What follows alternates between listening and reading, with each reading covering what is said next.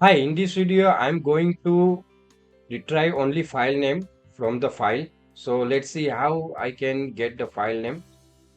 So currently I have one file and its parts is path1 and customer.txt. The file name, it is a customer.txt and I want only customer.txt file name. Now I take one string and it would use for assigning file name.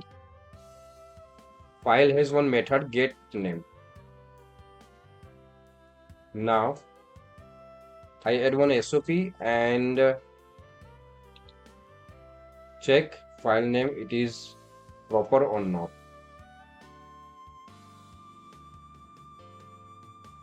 File name. I run this program. Now file name is customer.txt.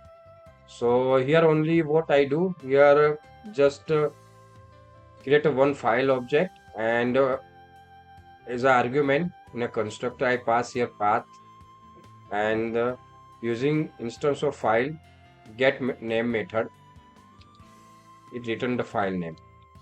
So this way we can extract only file name from the file in Java.